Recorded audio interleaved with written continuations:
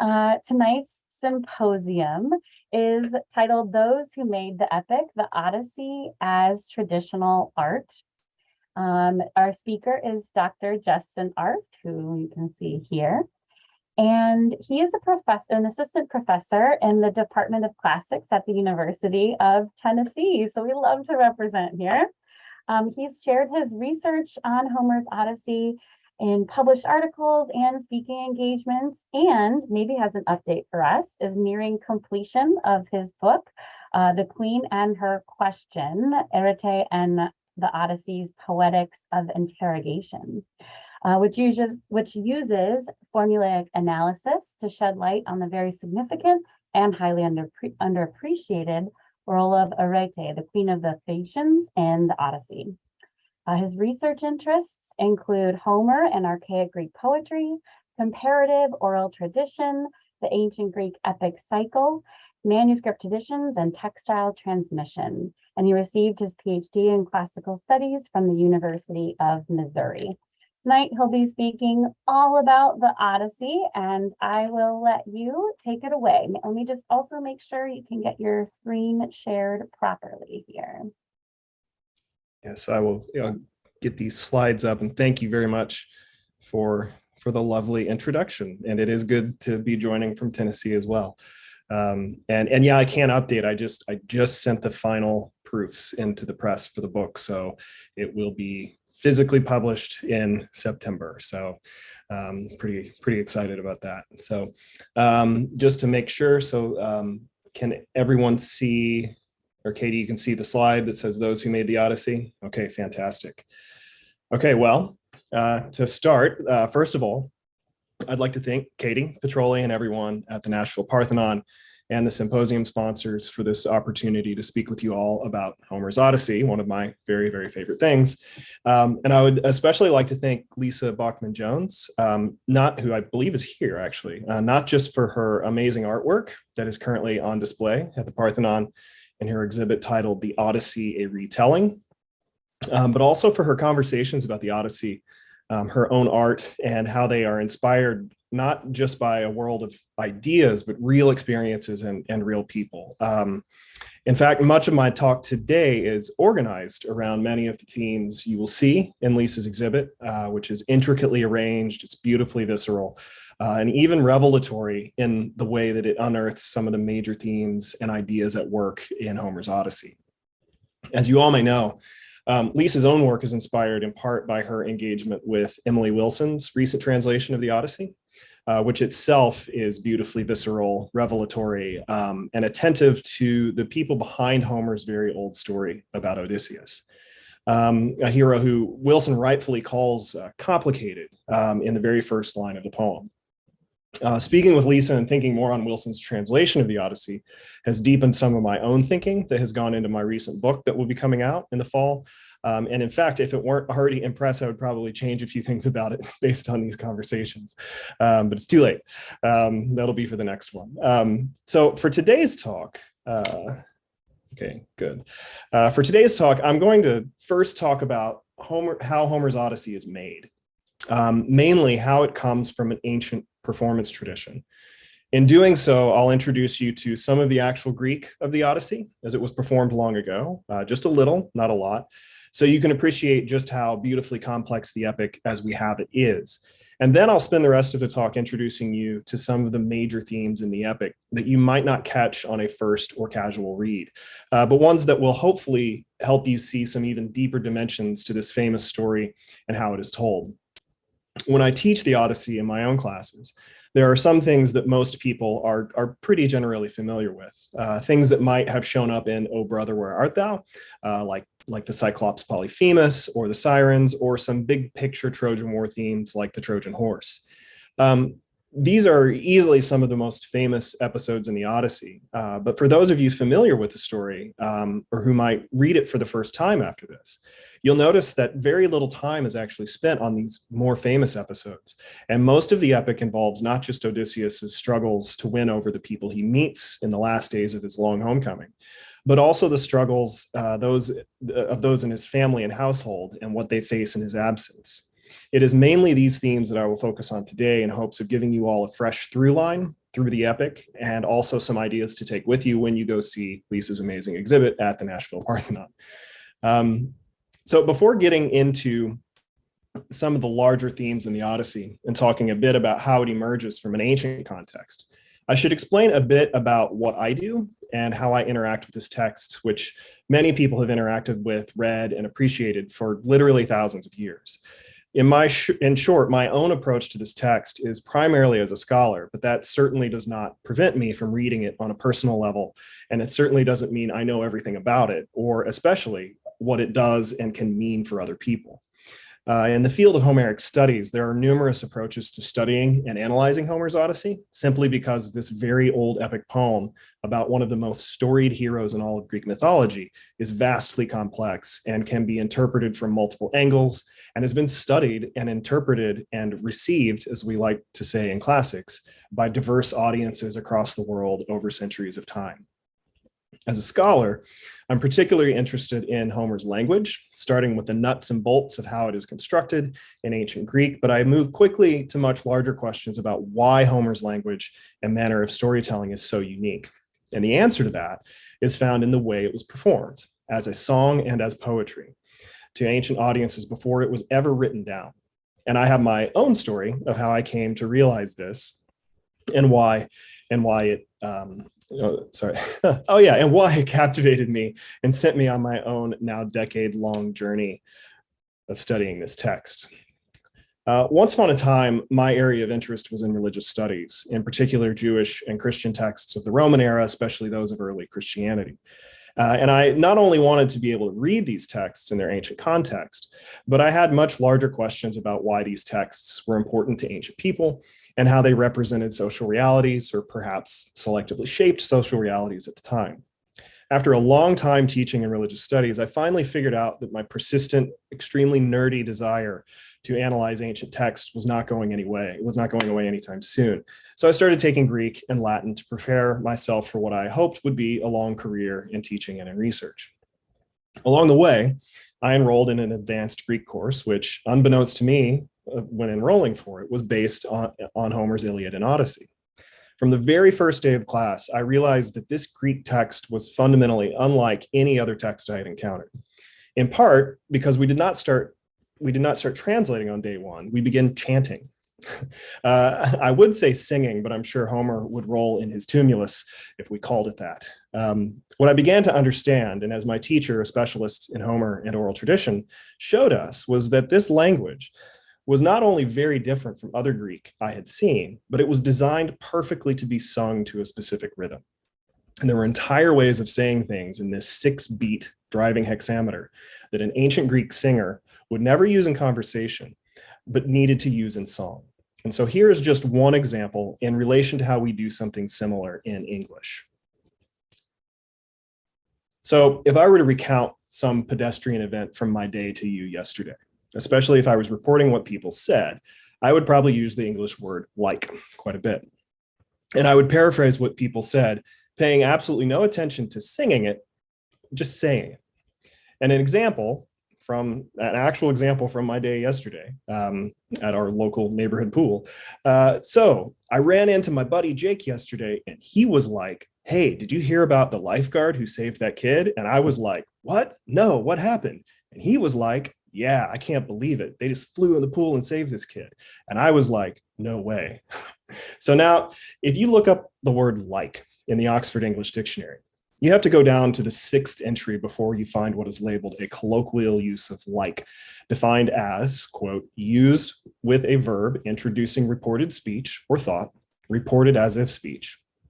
Like means many other things in English, but most people these days understand and use like in this exact manner. It's an efficient way to signal to your hearer that you are about to report what someone just said. Interestingly enough, Homer has several ways of doing this, as well as it tells its stories, but rather than using it just using a few short words, the expression needs to be sung and needs to fit a very specific beat pattern. I'll return to this in a minute, but this is comparable to how any modern song or writer, or especially hip hop artist or rapper, changes the way words are spoken and to arrange them to fit to a beat or a rhyme scheme.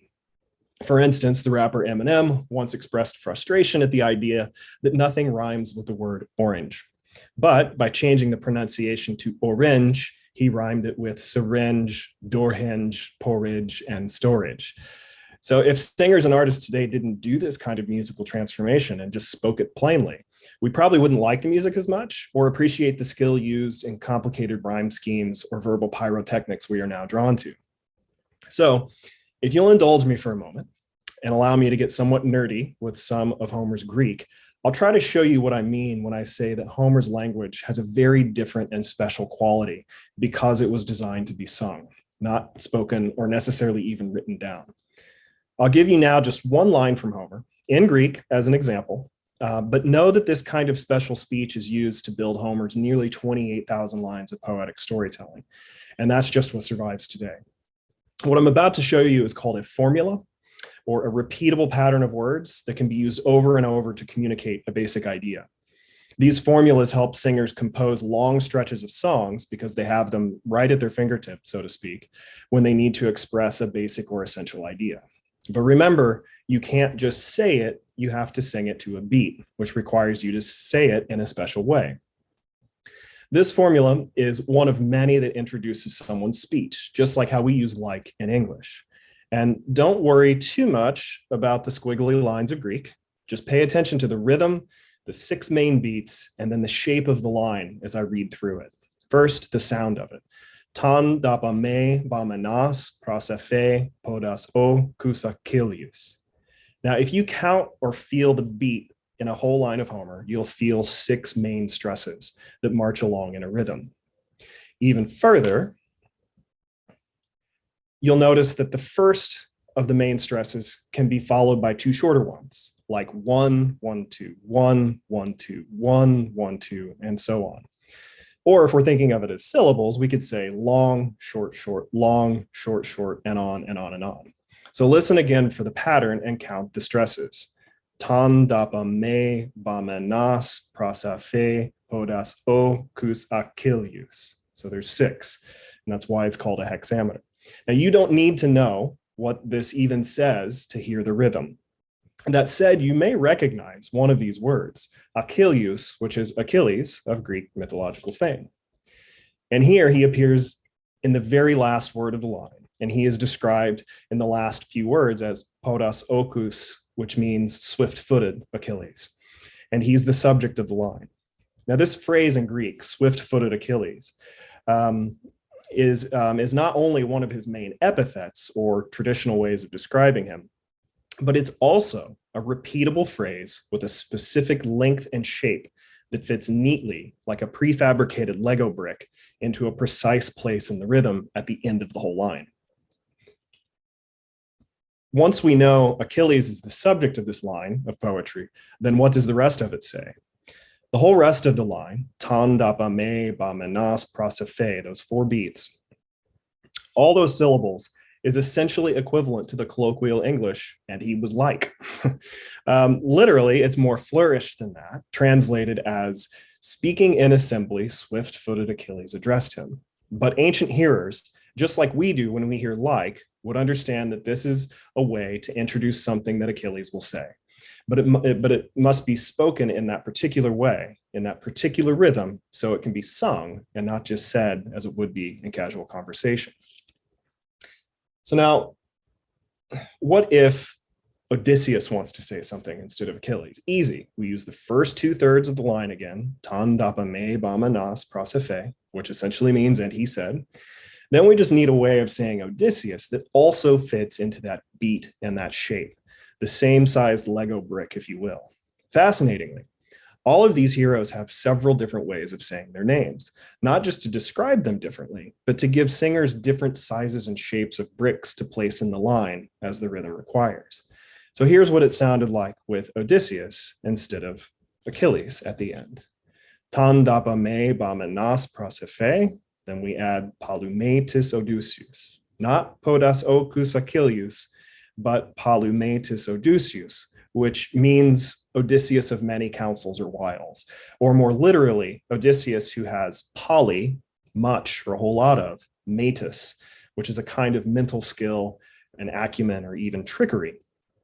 A side note for when we stop talking about all this word nerd stuff, metis is also the primary mental skill that Athena possesses as well. In any case, both of these phrases for each hero, Podas ocus Achilles and Palumetis Odysseus, not only say something specific and accurate about each hero's main qualities. Achilles is famous for his speed, and Odysseus is famous for his wiles and intelligence, but they are made of the exact same number of long and short syllables so that they can fit into that specific slot in the line every time. Again, ancient Greek speakers would not talk to each other this way, but singers would use this and countless other special rhythmic ways of saying things to organize their thoughts across thousands of lines of storytelling, all of which must adhere to a 6-beat repeating system from start to finish. So imagine that. Imagine that you had to recount any event in your life, but you had to sing it to a rhythm for at least a few hours on the spot. The likely length, and a few hours is the likely length of a long episode from Homer if it was performed. So these 2 lines of Greek represent just one small example of how Homer's language is a special singing poetic language. And here is the absolutely most relevant reason why I just offered this mini lesson in Homer's formulaic language. The primary reason Homer's entire storytelling technique is like this is because writing was not easily available, if an existing technology for ancient singers and audiences who sung the Odyssey tales and other archaic Greek stories. They used a different kind of technology, that of oral poetics, which relies on verbal skills, feats of memory, and quick thinking. When these songs were composed by singers, by performers, they were not only able to rattle off individual lines like we just saw, but they also used long narrative templates for things like feasting, arming, battle scenes, each with their own recurring set of steps that could be used to organize events as they were being sung. Even longer themes could be organized and recur across the song in patterns that were part of an expected way the story would be sung. For instance, if you've read the Odyssey, you may notice certain events seem to happen over and over in a similar order. One famous example from the Odyssey is the so-called hospitality sequence, which includes over 20 possible events that are supposed to happen when a stranger arrives at a guest's house. So here are just 8 of 24 identifiable steps that another Homer scholar, Steve Reese, has found. Each of these patterns creates its own rhythm to the storytelling and can be expanded, contracted, or even overlap with one another. So here is just one, not terribly precise, visual representation of how this can happen as the main plot or the action of the epic moves forward, representing how just 2 of these structures, the hospitality sequence and a feast scene, can be placed along the plot. And amazingly, these templates and structures are arranged in the minds of singers and used in performance to organize long stretches of singing, not unlike how a musician uses chord patterns or melodies to do the same thing. Here is another example of how these scenes overlap and recur. In this case, you can see that each of these characters who interrogate a stranger are also embedded in other recognizable scenes that recur, including lying tales, recognition scenes, hospitality sequences. This kind of storytelling, like a long musical composition, allows performers or singers to mirror or echo their melodies across the composition, or to use another metaphor, to interweave them into a tapestry, where individual threads overlap while keeping their through line intact through the whole creation. So the same thing that is true of the smallest pieces of Homer's individual words is true of how singers and performers drew upon much larger ideas and stories about individual heroes and whole mythic traditions. Almost every story, character, and idea in Homer's epics was drawn from traditions that audiences heard their whole lives, and the tradition, with all of its rich expectations and story patterns and sets of events, was used as a guide to singers for how to tell a given story about a famous hero or a scene from the Trojan War, or maybe some other mythological story everyone knew, ranging from the birth of the cosmos, Zeus's rise to power, or even the end of the Age of Heroes. There was simply a massive set of mythological raw material from which singers drew, then spun into rhythmic patterned stories.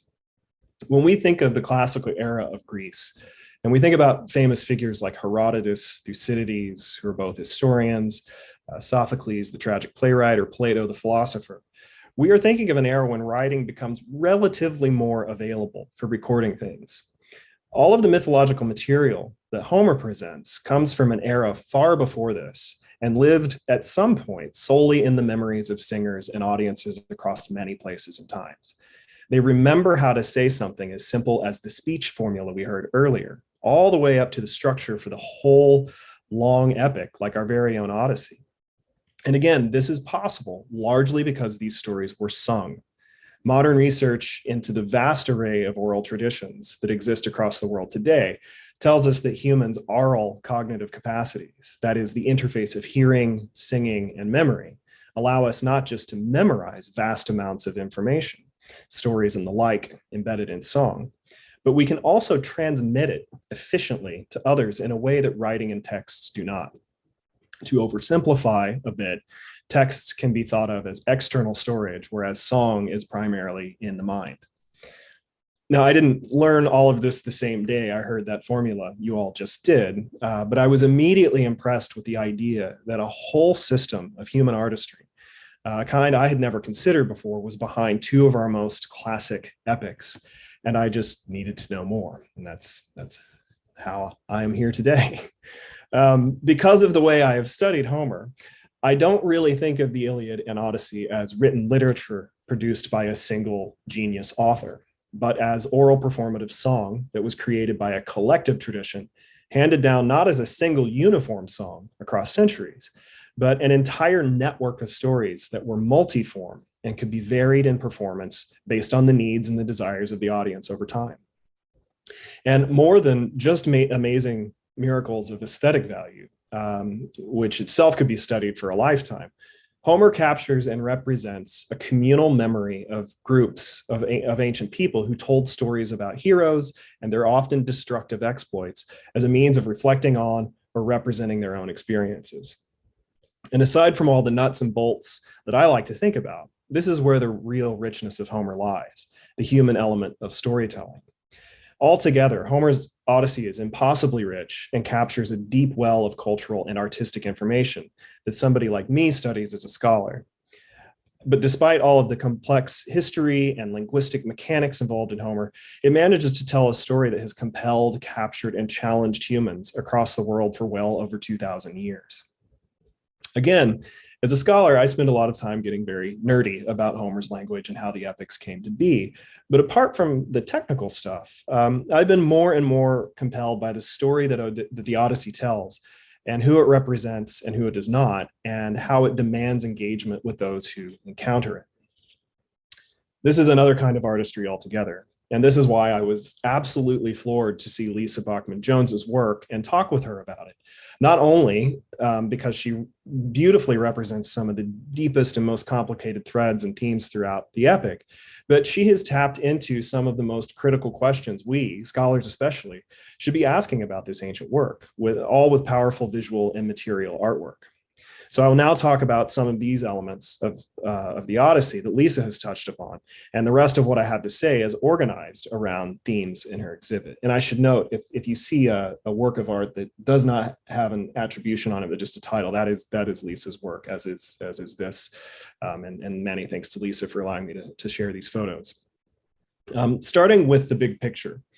And given the particular venue in which this exhibit is housed, I would be remiss not to start with Athena, who is not only one of the most important characters in the epic, but is also something of a thematic representation for how Homer is constructed as art. As I've mentioned before, Homer's epics are traditional, which could imply that there's not much variation in the stories since they are handed down as patterns and templates over time. For instance, the Odyssey itself, at its highest level of organization, is a return story or a nostos tale. For the Greeks, or for other traditional audiences around the world who also tell return tales, there's a basic set of expectations that singers generally do not depart from. Some of this may sound familiar. The hero returns home after a long period of detention and must cautiously navigate his hometown in disguise, testing the allegiance of those around him, and the wife of the hero will play a determining role in the hero's success or demise. This is a basic story pattern to which not just the Odyssey, but other tales cohere. Agamemnon, the Onyx, or lord of the Achaeans who led the Trojan War expedition, famously has a very bad return home since his wife Clytemnestra conspired with another man to kill Agamemnon upon his return. And for those who know the traditional background of the story, he kind of had it coming.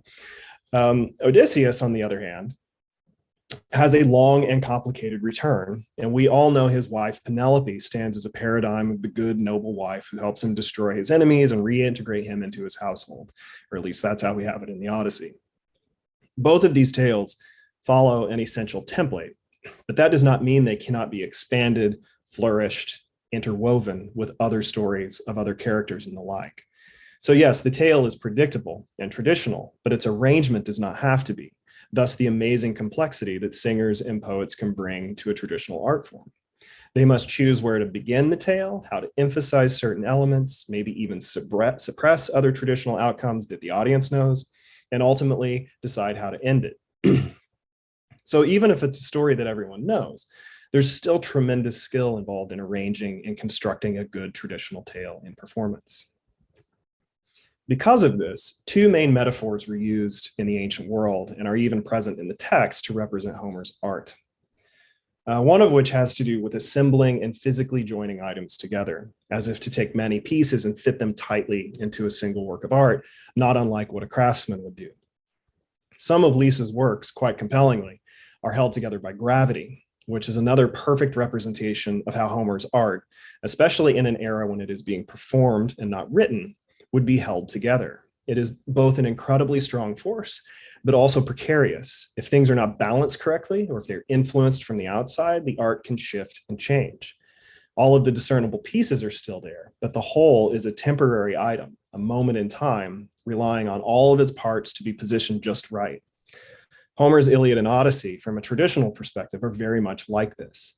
Given the vast size of the whole Trojan War tradition, which includes 20 mythological years worth of war, raiding, city sacking, adventures, and homecomings, the Iliad and the Odyssey are, temporally speaking, blips on the timeline, with both of them representing only handfuls of days and episodes within a network of stories available to any singer and audience in the ancient world. We are extremely lucky to have them in the forms we currently do, and they are remarkably complex and have been selected for survival, if you will, in a very long tradition. But at the end of the day, they are but two representations of either the Achilles story or the Odysseus story that could have been arranged or constructed differently in the past. For instance, any reader of the Odyssey will know that Odysseus sought help from the powerful Circe, who offered him guidance home in the epic. She fits a basic pattern in the Odyssey of powerful yet potentially dangerous women who help an increasingly helpless Odysseus as he journeys home. What ancient hearers of the Odyssey would immediately apprehend, something not mentioned in our Odyssey, was an alternative ancient and well-attested tradition in which Odysseus and Circe have a child named Telegonus, who later in life seeks out his father he has never met, and upon meeting him, there is a classic case of mistaken identity, and Telegonus, his other son, kills Odysseus on the shores of Ithaca with a special spear built from the barb of a stingray. The Odyssey does not mention this story explicitly, but we are relatively certain that the ancient audience would have known its basic outline and perhaps even anticipated its appearance or cloaked references to it in the background of the Odyssey itself. This is but one of many examples of stories resonating in the background of tradition that would bring entire new dimensions to the hearing of the story. So the arrangement of a traditional story and the choices made by a singer navigating the tale brought enormous tension, complexity, and excitement to the story. Another rich metaphor for arranging stories in this way is that of weaving, which brings us to our patron deity of the Nashville Parthenon and also Athens and Odysseus himself. As the Odyssey begins, the story of Odysseus is essentially at a standstill. He has been gone for nearly 20 years, and his absence causes devastation and chaos in his household, especially when a group of suitors or men from surrounding cities arrive so they can compete for Penelope and marriage, under the presumption that Odysseus is dead. Whoever wins this competition, which later in the Odyssey is arranged as a trick shot with Odysseus's bow, will take Penelope and the wealth of Odysseus's household to their own. Given the nature of exogamous marriage in the society presented in Homer, This practice is mythologically common, and Penelope is essentially rendered a commodity in this scenario. I'll return to the social ramifications of this later, but tensions are already high when the epic begins, and it appears that there is no hope to resolve this impending destruction of Odysseus's household. Then Athena characteristically intervenes as if to start the story itself. With Zeus's help, Athena quite literally gets the plot of the Odyssey rolling. Hermes is sent on behalf of Zeus to Calypso's isle to demand Odysseus's release, and Athena begins her characteristic disguised manipulation of characters and events throughout the epic, to not only ensure that Odysseus arrives home, but so that he takes vengeance on the suitors occupying his house. I could probably spend the rest of this talk outlining the number and manner of times Athena intervenes in this story, but it is always in service of Odysseus, sometimes to the disadvantage of those she manipulates, and always in the form of some kind of cognitive interference or manipulation. For instance, she often shields Odysseus from view when he should not be seen, or she puts thoughts into people's minds to steer the unfolding events in the epic. The singer may be the one with the actual control over the song, but in the story, it is Athena who is the singer's agent. So to say that Athena manipulates the plot itself is appropriate for two reasons. First, she, like a singer who arranges a tale, guides the actual steps of the action of the story, especially its plot. Also, when thinking about this word, plot, we should keep in mind that Athena, like Odysseus, is particularly skilled in metis, which is deceptive or strategic intelligence. So Athena and Odysseus, also plotting behind the scenes to shape the outcome of the story, is a metaphor for the shaping of the epic. She is metaphorically pulling on all of the threads of the action and bringing them together. With this in mind, it should come as no surprise that Athena is deeply connected to weaving, and that the epic itself is conceived as a kind of tapestry with many threads woven together to create a discernible whole. Now, weaving is a deeply gendered activity in Homer, and it is done by women of status most often within a network of enslaved people who also see to the production of the materials up to the final product. In short, weaving is women's work, and in the Odyssey, while public affairs, war, trade, and the like are left to men. And there is a clear line between those of elite status and those of outsider status or slave status in the epic as well. And these duties are further divided among them in Homer's depiction of ancient society. This deep gendered divide in materials and production, however, allowed weaving to become a powerful tool, not just for the creation of art, but also for deception in the Odyssey, making Athena's associations with it all the more appropriate. Famously, Penelope stalls the suitors for nearly 3 years with her weaving, waiting for the return of her husband, who the suitors presume is dead. She explains, as a pretense, that before she marries any suitor, the women of her community would shame her if she did not fulfill a traditional obligation of weaving a burial shroud for Odysseus's father, Laertes, who, although still alive, is in pretty bad shape on the outskirts of Ithaca. In this case, the suitors, likely motivated by their desire to marry a blameless woman, allow it, and she sets to fulfilling this expectation of her present community. Every day she weaves, and at night in the interior of the home, where there are no men, she unweaves her work.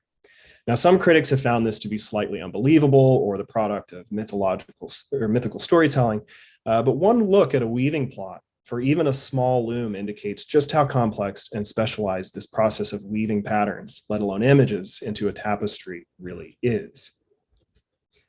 Here, I show you some images from a friend of mine who weaves. And upon seeing this on Facebook one day, I immediately asked her if I could use these images in my classes. And I've spoiled the plot a bit, no pun intended, because you already know what this is. But most students, when asked what this plot is, they come up with all sorts of guesses ranging from a math problem to a game or even computer code. And they are stunned to see just how complex the planning, or rather the plotting, of a relatively simple pattern can be. This process, especially on a large loom, requires deep skill, planning, and intelligence. And given that it is restricted to women in the Odyssey, this is an activity that men, especially the suitors, would not understand in the least. Given the size and complexity of something like a funerary shroud, it's not completely out of play to think the suitors would not notice small-scale shifts in the work itself. But an attentive audience, of course, would understand the complexity and appreciate and recognize the interwoven threads.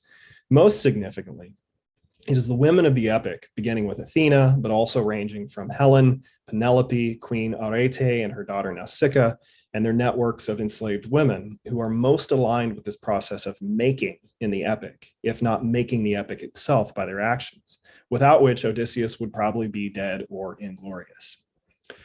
One of the primary themes of the Odyssey is women who help or potentially hinder Odysseus, serving as gatekeepers of the plot and of the whole epic. Quite often, these powerful mortal women are shown weaving in the epic, a signal that they will play an important role, like Athena, in the development of the story. And in some cases, like Penelope, her weaving or their weaving is synonymous with actual interventions in the plot of the story. In other cases, as also with Penelope, the sign of weaving in women's work is a signal to a much larger theme in the epic, recognition, which itself is crucial to the formation of the whole story and how it is made. For those familiar with the Odyssey, you will know that from the moment Odysseus leaves detention on Calypso's Isle, he is both nameless and often shielded from being recognized for most of the epic. In some cases, this is highly strategic, and Athena is usually the one changing how Odysseus appears to different people at different times. This is most certainly the case after he lands shipwrecked in the land of Scheria, a cloudy, distant land, and also his very last stop in the epic prior to reaching his home, Ithaca. He had almost made it home with Athena's help, but at the last minute was wrecked at sea by Poseidon, who we know was very angry with Odysseus for blinding his very own son, Polyphemus. Now, we know these details, but the Phaeacians, or the people who live on Scheria, do not. To them, especially the young princess Nausicaa, the first person he meets on Scheria, he appears as a nearly dead wanderer, stranger, and suppliant in need of help. He is quite literally reduced to nothing at this moment and relies on the help of these people. Although he does not intentionally disguise himself at this moment, he is in fact unrecognizable to these people. The question is, how will he be recognized and understood by those he meets? This is perhaps one of the most important dimensions to the theme of recognition throughout the Odyssey. Recognition is never as simple as just looking at Odysseus and identifying him. Recognition is a process that relies on how people remember this person, either directly or from secondhand accounts. When Odysseus is a stranger, his identity is actually pretty simple, and Greek culture has a very specific way of receiving strangers throughout a process of xenia, or hospitality. Without knowing who this wanderer was, Nausicaa, the princess of Scheria, immediately offers him a meal and clothing without ever questioning who he was or where he came from. The assumption was simply that Zeus protects strangers and suppliants, and it is her duty to take care of this person.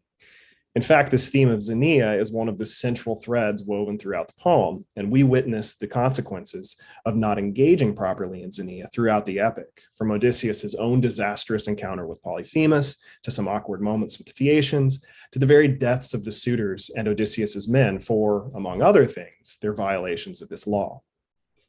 Unlike many men in the epic, Nausicaa perfectly executes her care of this stranger so long as he remains a stranger. Things begin to rapidly change, however, when Odysseus is recognized somewhat differently. In short, Athena, after Odysseus bathes, alters his appearance to look much grander and quite literally suitable to Nausicaa. Once he is recognized as something else, as a potential suitor, Nausicaa realizes that she cannot be seen with him and tells Odysseus to go immediately to her father's house and to seek out her powerful mother, Arete, the queen of the Phaeacians, for help in his homecoming. This basic theme, the idea that Odysseus's fate or homecoming relies on how people recognize and remember him, is perhaps the most important theme in the Odyssey because of what the Odyssey is trying to do. The problem Odysseus has, and the problem that any complicated or difficult person has, in fact, is that they can and often are remembered differently by different people.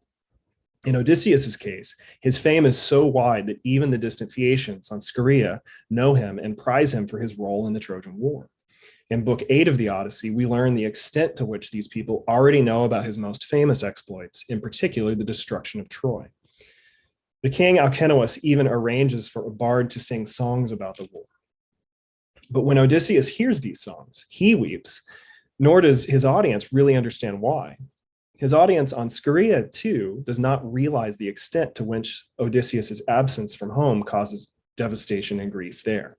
Penelope's own grief is overwhelming, and Telemachus grew up not knowing his father, but only knew about his father. Most people with real experiences in war immediately understand these scenes of loss and absence and why it is so difficult for Odysseus to relive his losses. And some powerful recent work with veterans in the Odyssey and the Iliad have made this very clear. The Phaeacians, though, don't know war directly. They simply know Odysseus is a famed hero, perhaps even someone who can reflect positively on them because of his elevated status. So in terms of disguise and recognition, Odysseus is quite recognizable at this moment, but it is not the end of how the hero must be remembered in the story that we have. So let's just jump to the end for a moment and look at the theme of recognition and how it plays into the memory and the whole project of the Odyssey itself. Two of the most famous scenes in the Odyssey involve Odysseus being recognized by his wife, Penelope, and his father, Laertes. These so-called recognition scenes, like many other scenes in Homer, follow something of a template and involve disguise, talking about Odysseus in front of him while he's disguised, some kind of test of loyalty, and at last, the sharing of a sign or memory that can be used to verify that Odysseus, who has been gone for so long, is really who he says he is. But again, the central problem remains. How will he be recognized? Visual recognition is not enough. We need to know how he is to be remembered and why. For Penelope, there is an amazing preface to her recognition of Odysseus. Odysseus has just brutally slaughtered the suitors and arranged for his own son Telemachus to hang the enslaved women in the house, the unloyal enslaved women in the house. It is often avoided in discussions of the Odyssey and nothing short of monstrous. And even the Odyssey lets us know this a bit as Odysseus appears in flashes of imagery, like both Polyphemus and a wrathful Achilles amidst his slaughter of the suitors. Whether the Odyssey endorses this image or not, it is a stark contrast to how Penelope and Laertes ultimately remember him. Odysseus's enslaved nurse Eurycleia, along with his son Telemachus, are immediately ecstatic that the suitors are at last dead. But Penelope claims she does not yet recognize Odysseus. As the Odyssey is coming to a close, Telemachus himself is confused as to why Penelope still doesn't recognize Odysseus. And ancient and modern critics alike have argued endlessly over whether Penelope actually recognized him or not. My position on this is that Penelope mostly senses that this man could be her husband, but she requires further verification because of how the epic is made and how it works. In the preceding scenes, Odysseus is easily recognizable by others because of references to specific items of clothing or his famous characteristic scar he received as a young man. But Penelope needs more intimate, private verification. In an act of trickery that rivals Odysseus's own clever schemes, she calls to Eurycleia outside the room and tells her to move the bed that would usually lie at the center of the house. Odysseus is confounded and enraged at this command because he knows something about this bed that only he and Penelope and a single enslaved member of the house know. The bed cannot be moved, for it is built out of the trunk of an olive tree that extends from the ground through the floor of the bedroom at the center of the house. It is literally rooted to the soil of Ithaca, disguised as a bedpost. This sign, and the fact that Odysseus remembers it, is Penelope's indicator that he is in fact Odysseus. There we go. But more than a test of real identity, and this is essential. The trick forced Odysseus back into a private memory of the man who built the house prior to any of his dangerous, destructive, and famous exploits as a hero and a wanderer, all of which caused countless deaths and suffering. Penelope simply could not accept that her husband was a mere avenging killer and needed to verify that he remembered who he once was. This is the prized memory of Odysseus from the Odyssey, and it very much makes Odysseus who he is for the hearers of the epic, who will remember this glimpse of his pre-heroic life. He is all of those other things, but he is also, thanks to the intervention of Penelope, something else.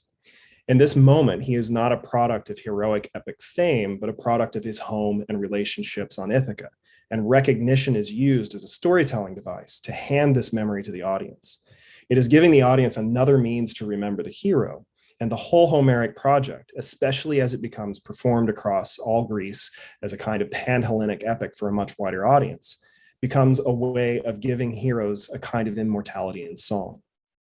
This kind of memory in song, or kleos, as it can be called, is arguably the highest goal of any hero who performs great epic deeds. But here we have Penelope facilitating a way of remembering Odysseus that actually has very little to do with traditional battlefield heroism. The same can be said of the final powerful recognition scene near the very end of the epic, when Odysseus goes to his father's farm in Book 24. His father, Laertes, though not the king of Ithaca per se, was once a powerful man with strong local authority there. But now he wastes away on his farm, grieving the loss of his son. Odysseus characteristically approaches him and pretends to be someone else, then mentions Odysseus, at which point his father melts into tears. Quickly, Odysseus stops his father and explains he has returned, and it's actually him who stands before him. As with Penelope, the sign of the scar and the mere claim that he is Odysseus are not enough. He also needs further verification. Odysseus then recounts all of the trees he planted with his father when he was just a child. Again, through Laertes, his father, we are given an even deeper memory of this otherwise destructive and at times monstrous hero when he was just a child. If Odysseus begins the Odyssey as the most storied hero in Greek tradition, storied for his great trickery and his defining role in the destruction of Troy, its inhabitants, his own men, and eventually the suitors, who themselves represent the younger generation of his community, he ends the Odyssey, at least in these two scenes, as something else. In many ways, these moments of innocence, cultivation, and creation are where I would selfishly like this epic to come to a close. Ancient critics, too, felt that Penelope's recognition scene is where the epic should have actually ended. As we know, however, the Odyssey does and cannot end here. Immediately following Odysseus's recognition with his father, the epic begins to spiral into what could be a never-ending cycle of vengeance. The families of the suitors have caught wind of their death, and most of them are on their way to seek vengeance. In the final scenes of the epic, war begins to spiral, and Athena goes to Zeus, asking once again what they can do. Two things are done. Zeus throws his bolt to the ground and stuns the men on the battlefield, and the memories of the suitors' families are actually erased. This is a small point that is often lost on readers and audiences, but it's of critical importance to what makes the Odyssey. In short, the Odyssey itself is aware that there are parts of the Odysseus story that will register differently with different audiences. And in shaping the story as we have it, much like a piece of art, the negative space is as important as the positive. This particular memory was harmful to the continuation of peace on Ithaca, so it is simply removed from their minds, yet another manipulation in the favor of the hero. This ending of the Odyssey raises more questions than it resolves, and that seems to be part of the art form itself. But this idea of acknowledging what is no longer there, or that which is hidden from view, brings me to a final point I would like to make about this epic. And I'm actually not sure I can articulate this idea as effectively as a single visual image from Lisa Bachman Jones's art titled Dishes. The Odyssey develops over a very long period of time and has vestigial memories of things as far back as the Bronze Age, and continues to reflect its audiences over time, especially around the 8th and 7th centuries in Greece, a time when slavery, servitude, war captivity, and migrant labor were an economic engine for elite classes of people, not unlike Odysseus in the Odyssey. The Odyssey makes no bones, or at least minimal bones, about this either, even if translations over the years have glossed over the presence of enslaved peoples in the epic, something that Emily Wilson has masterfully addressed in her own translation and scholarly work. Greek words for slave very literally appear throughout the Odyssey. Even with Odysseus, in his final trick on his father, he asks the old man, "Whose slave are you?" in order to shock him and make him claim his non-slave status. In other instances, terminologies for humans literally being purchased and traded are used to describe Euryclea, Eumaeus, and other idealized enslaved people in the epic. Even though the epic does not deny the presence of slavery, or at times seems to offer social mobility to slaves in a kind of idealized fantasy scenario, the slaves in the epic are still cast as loyal servants who love Odysseus like family. And if they are not loyal, they are to be disfigured and killed. Like Athena's manipulation of people's minds throughout the epic, this framing of human trafficking and its horrors is there to serve the hero, a rather dark reality we can't deny. As Emily Wilson speaks of slavery in Homer, perhaps it is there to actually show us how Homer, quote, represents the costs of a society built on slavery, as well as gender inequality and other forms of social distinction. end quote. And Wilson also poignantly remarks that, quote, the Odyssey also shows us, however fleetingly, that slaves might be people with desires for other bodies, other beds, and other homes, end quote. In the story of the Odyssey, there is so much human toil that literally makes Odysseus the man he is. And despite the epic's own presentation of harsh realities, they pale in comparison to the actual human toll that would have been present in Homer's society, a toll that we simply do not see in the story as we have it. But Wilson's translation and Lisa's art makes that reality more visible with such grace and power. Who did the dishes? Who spun the thread? Who cleaned the blood of the suitors? And all of the other vast amount of work that went into the elevation of these ancient heroes and their households. So in closing, I ask what the title of the talk asks. Who makes the Odyssey? Who makes its heroes? As a work of traditional art, I hope we can now appreciate the way that oral song traditions and the people and the memories they held within those traditions quite literally made the Odyssey. And it is a style of art that is truly to be marveled, not just for the richness and complexity of the story itself, but especially because of the type of cognitive generational Odyssey that produced it. When we think of our own culture, some of our most beloved art forms, jazz, bluegrass, blues, gospel, comic books, film, and the like, come out of a similar collective experience and memory handed down through time. In short, people who engage in art in all of their tremendous capacities make the Odyssey. And we remake it every time we rethink it and hear it again anew. Along those lines, we must continue to consider who makes our heroes and figures of power, and try to always see the unseen, which in some cases rehabilitates complicated and troubled people, but in other cases shines a much needed critical light on them. And finally, as Lisa's exhibit expresses better than I ever could, we should continue to engage in all the dimensions of this rich, powerful story and create more opportunities for people of diverse backgrounds and experiences to engage with it. Because it doesn't take an expert to reveal some new dimension to this story. All it takes is perspective and experience. So with that, I invite all of you to engage with this very old story. And if you haven't already, visit the Parthenon in Nashville or Athens and be inspired as I have been. So thank you all for your time. Thank you so much, Dr. Arft. I know I have a couple quick questions written down on my page of notes here, but I will patiently wait for mine and encourage people to submit questions in the Q&A. I do have an update about our chat. I found out it was disabled and I have fixed it. However, it is not appearing as fixed in the current webinar format. So please feel free to use the Q&A function, the button here on the bottom. And if it's a comment, that's okay too. We can read the questions aloud. So our first question comes from Martha Payne. They ask, what about the stress indicated by the accent in the written form? Yeah, that is a great question. And so if you've read Greek before, or if you've taken a Greek class, one of the most troublesome and first things you learn is about accentuation. And you'll notice if you see those words in Greek, they have little accent marks over them. And if you weren't singing the Greek, if you were just saying the Greek, the accent would tell you where to shift your voice, just like we put accents on words in English. And there has been a debate about this because, as I tell my students, it's like until we have a time machine that can take us back to about the 8th century, give or take, in ancient Greece, like we're relying on comparative examples and we're relying on ancient testimonies to tell us how this was done. But the best theories for people who study oral tradition these days is that what we end up with is an accent that I guess, to describe it more easily, the accents are based on the rhythmic patterns where the long syllables are stressed, whether or not there's actually an accent on it, right?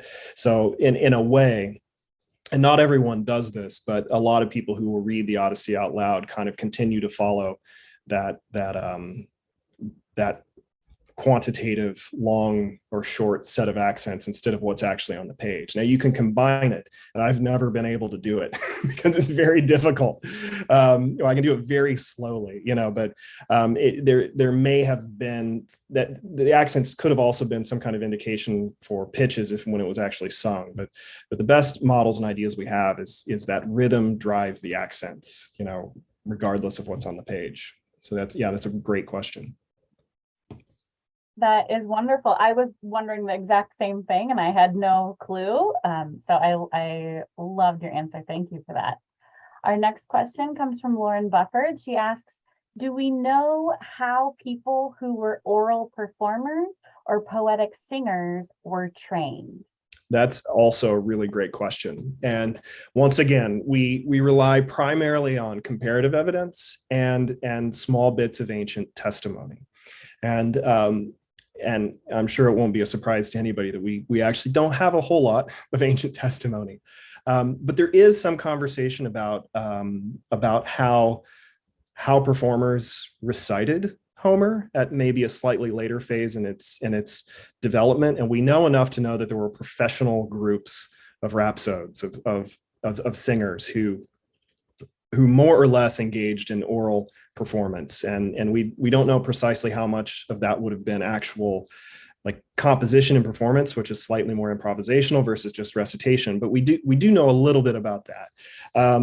And most of what we know, though, just not only about the training of singers, and that's a really great question, but for how all of Homer's language works is really from comparative models. And that's where we do see that there are professional singers, and they are just steeped in these traditions from the time of their birth. Basically, they hear them their whole lives, and then they engage and they practice the art form.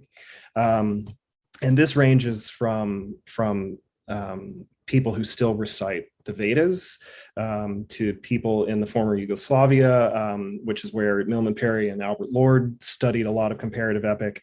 They learned a lot. They talked a lot with singers about their process and how they crafted their songs, and it's just immersion and practice and learning that very special, different kind of language, because it's very different from conversational speech. And so people can even be bilingual in singing languages versus spoken languages, which is a phenomenon that we know happens now. So we take all of that, we add it together, and we make our very best guess for how it would have happened in the ancient world. But it's good to be upfront about that. Despite the degree of confidence I assert in saying a lot of these things, all of us who study Homer are really working in models, and what precious evidence we have itself. And that's why we get so nerdy with the actual language itself, because the actual language is what shows us a whole lot of that as well, studying it. So great questions. You might notice we also have artist Lisa Bachman Jones joining us. So if anyone does have exhibit questions or whatnot, Lisa, please feel free to join in and answer. We have a couple really lovely comments in the Q&A as well. I will highlight one of them from Edward Gaffney, who says, "What a fine presentation. Thank you so much. I've been reading Greek since 1966 and was privileged to teach the Odyssey in Greek my last year of teaching at Vanderbilt in 2017. You are doing extremely important work and managed to give the important knowledge anyone could want." I wholeheartedly agree, and that relates to a question I have, which if I can be so bold as to add myself in at this point. One thing special in Tennessee is that ninth graders are assigned to read the Odyssey. So every freshman high school student at a public school here in Tennessee reads the Odyssey. And I remember reading it in high school and in college. And I'm caught by this, my personal memories of an assigned reading, chore or homework compared to thinking of it as a performance, as an action, as something active. And so my question is kind of an opinion or advice question for for people reading the Odyssey for the first time, how can they break down something that might be an assigned reading and approach it as something that was, you know, a performance in antiquity? How do you bridge that gap for young students? Yeah, it's funny you should ask that, because I was actually just recently tasked with this by a good friend from high school, actually. And he says, my daughter is reading this adapted collection of stories from the Odyssey. And I just immediately said, I'm happy to join the class. Like, I will just I'll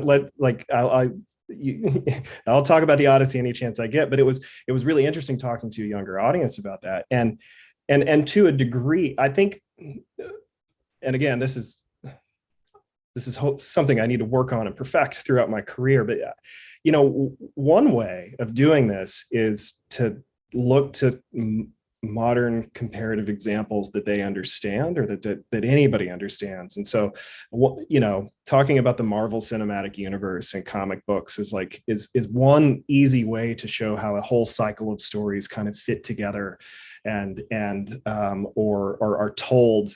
They're no one's property, right? So like nobody owns Batman or Superman. You know, it's like many different artists over generations can tell that story. And certain things are non-negotiable, but other things are not. But in terms of how it works, like performance, I mean, something that resonates with a lot of people is if you show people rap battles or certain hip hop performances, and then invite them to try it, and they realize just how much practice it takes and how hard it is, right? Is that can show some of the kind of verbal pyrotechnics that are at work in the epic. But I think just introducing people to that general idea that the Iliad and the Odyssey it's not like they came first and then everything else responds to them, is that they're just a small piece of a much larger picture. You know, and I think if you can just begin to conceptualize that and think about that as you're reading it. And then another thing that I've had students do in the past is I've had them read the Odyssey out of order, or read the most famous scenes first, so they know what's coming. And that suddenly, because of the way the art form is made, it makes them so much more interesting and richer and exciting. And that kind of goes against all of our notions of like, you know, don't spoil, you know, no spoilers. But I mean, spoilers were part of the system for the ancient Greeks. Is one of the reasons these stories work so well is because people already knew essentially what happened, you know. And so asking them to read the Iliad backwards, for instance, is hilarious, because they're like, you ruined the ending for me. And I'm like, well, it's been around for a while. But now that you know that, isn't it so much cooler, you know? So I think just like showing them some of those like comparisons, and then getting creative with the reading assignments, you know, and not treating it like a book I have to read from start to finish, you know, because ancient audiences heard these performances here and there and in pieces, and there was no conception of a book 1 to 24 thing for a long time, you know. So, but yeah, that I still need to work on how to pitch that, especially knowing that everyone reads it, you know. Yes, and I know Missouri is famous for doing a Homerathon, 24 hours of reading, right? So Well, yeah. So Iowa does the 24-hour one, but okay. At Missouri we did do a Homerathon, and it was mostly isolated to kind of our department. But we weren't that hardcore, but we did read for a few hours. So.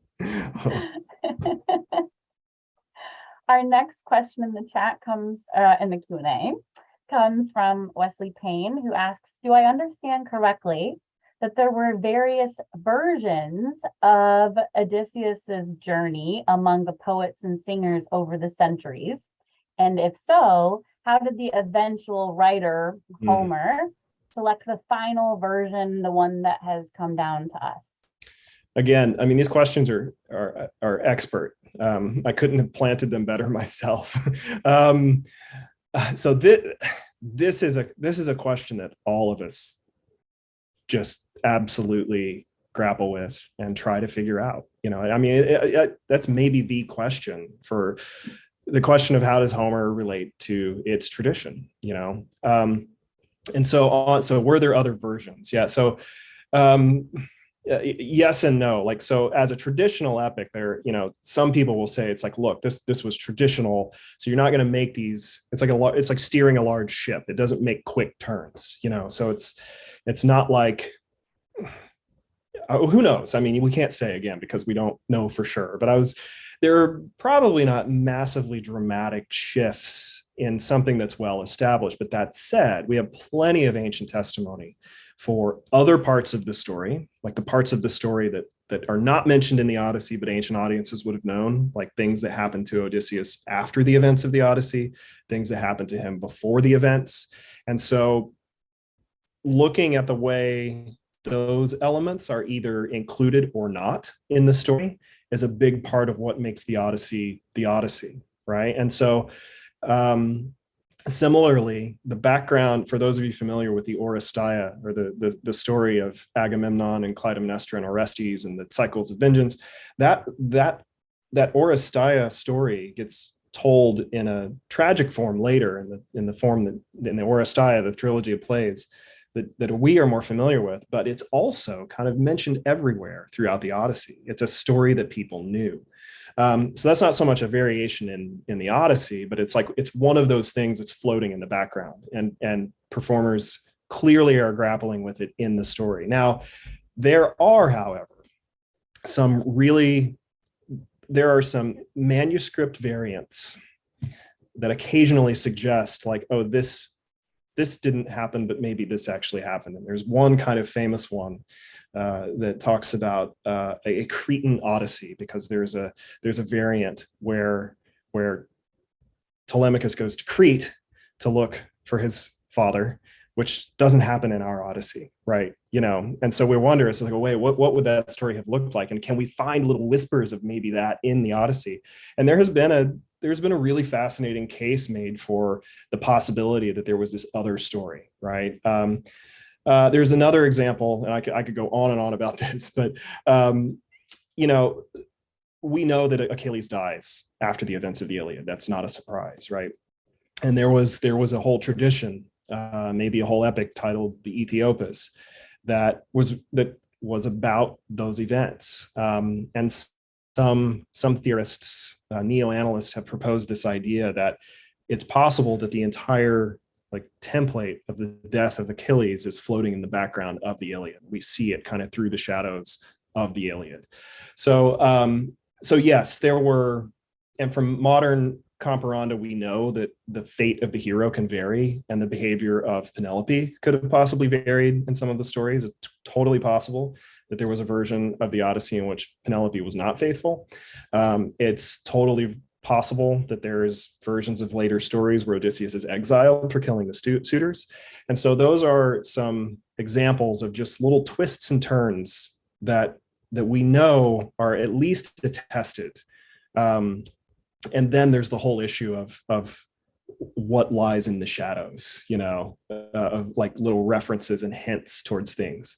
Because when filmmakers do that, we get it because we've seen all the movies in the series or whatever. And so they can hint at some other thing happening or some other movie. We just don't have the other movies. So yes, you are correct in understanding that. So not huge variations, but probably long ago, plenty of variation before it would have been ever written down. And then the question of how do we get the Odysseys we have it if there's all these other ways of telling a story? That's really complicated too, but it's basically the ancient Greek world goes through some major shifts in culture around the 8th through 6th centuries, the rise of the Greek polis, foreign wars, and there are these major formative events, and certain versions, mainly the kind of the version of the Iliad and the Odyssey that we have, become shaped and formed in performance. They eventually kind of become fixed slightly over time, and they become thought of kind of as cultural capital also. And so it's possible that a certain version, this kind of pan-Hellenic version, gets endorsed essentially after hundreds of years of it being told in bits and pieces. So it's a fascinating thing to think about and a really great question. So thank you for that. Our next question comes from Anna Kate Graham. Do you think Homer's style of writing and rhythm at all influenced the iambic pentameter of Shakespeare? And are these types of performance comparable? Yeah, that's a great observation. Yeah, so Homer's meter, this hexameter, right, dactylic hexameter, hugely influences the way other poets after Homer do epic as a genre, right? And so, in fact, that was the thing that made epic epic, is it just had to be in that rhythm, right? And so Virgil's Aeneid is in hexameter because that's the meter of epic. And so there are other metrical schemes that emerge out of poetries from the ancient Greek and Roman world too, that later poets like Shakespeare, the people who were familiar with old Latin and Greek poetries, tried to shift or emulate as well, and so there are any number of theories I probably have no business talking about with Shakespeare as to why it's an iambic pentameter, but the language that a person speaks is going to influence the way the words are spoken too. So the English language does tend to favor kind of an iambic rhythm, but for a poet to pick a metrical scheme, and run with it is kind of, it is very characteristic of the styles of Greek and Latin poetry that come out of the song tradition, right? And so, it showcases an artist's ability to adhere to that scheme as well, because you're not just saying it, you're going to say it in a special way, so Shakespeare definitely fits into that larger category of poets who practice in meter. So yeah, that's a really great question. And a lot of if you read Shakespeare, you will definitely catch all the classical whispers and allusions and references too. So yeah, Shakespeare knew the classics, so to speak. Yeah. All right. Our next question is from Robert Claxton. And this one's directed at Lisa. What was your motivation to express your art focusing on the Odyssey? That is a wonderful question. What sparked it was being approached by the Parthenon a couple of years ago by the curator at the time. That particular curator had seen some of my watercolor works, which were more about interpersonal relationships, our relationship between like our interior selves and then our exterior selves, so our internal lives, and then as we are in family units or chosen family units. But I was about to go into grad school, and I had a feeling that my art would be responding to what I was learning. And so I did ask the curator, like, do you mind if we put off having a show? Instead of showing work that was already made, may I make a new body of work? And I had actually just recently learned at that time that there was the newer translation by Emily Wilson. And just knowing that it was the Parthenon and a place where artwork is showing is important to me, to think about where it's going to be and what that, because that matters, or it can add at least a richer experience. I kind of just threw out there, knowing I wouldn't be able to work on it for a while, like, what if I read the newer translation of the Odyssey and respond? And he was very open to that idea, and so it gave me time to then read and start to think through my own lens of interest and kind of like tease out what I was noticing and how that related to my other work. Yeah, it's fantastic also to be able to not only read a new translation, but have it interpreted tonight in ways that make you think about the experience of it and some of the tricks behind it in a way, and then also see a visual representation. So if you're someone who learns by reading, by hearing, by seeing, I'm just so excited and grateful that we have all these different ways to engage with a work, as Dr. Arft said, that has been around for thousands of years and is one of the, kind of major texts in the classical humanities. So for me, it's been a real treat to be able to work with you, Lisa, and you, Justin, to talk about all things Odyssey. We don't have any more questions, so I think we have achieved our objective of learning about the Odyssey tonight. So on that note, I have to express gratitude to the folks who have helped sponsor tonight's symposia, which includes Centennial Park Conservancy and Humanities Tennessee. They have been instrumental in supporting the Odyssey retelling by Lisa Bachman Jones, and by helping us share more about the Odyssey and helping us reach out to Dr. Justin Arft for his talk tonight. So thank you very much, Dr. Arft, Lisa Bachman Jones. We appreciate you so much. And on that note, I also would like to express thanks in advance to everyone for listening tonight, because I will be emailing you all with a link to a survey so that we can help report responses about what we have learned tonight from our symposium to the folks who have sponsored our exhibit. So thank you in advance for participating in our very short, very pain-free survey, which will be hitting your inbox within the next couple of days. So that is it from the Nashville Parthenon. We do have a symposium coming up on August 23rd that will be celebrating the 20th anniversary of gold on our very own Athena Parthenos. You can believe it's been 20 years. So enjoy your evening, everyone. Please come see our exhibit soon. If you are not in Nashville, we do have a digital exhibit available on our website, nashvilleparthenon.com. Take care, everyone. Thanks again for joining us. Thanks for watching.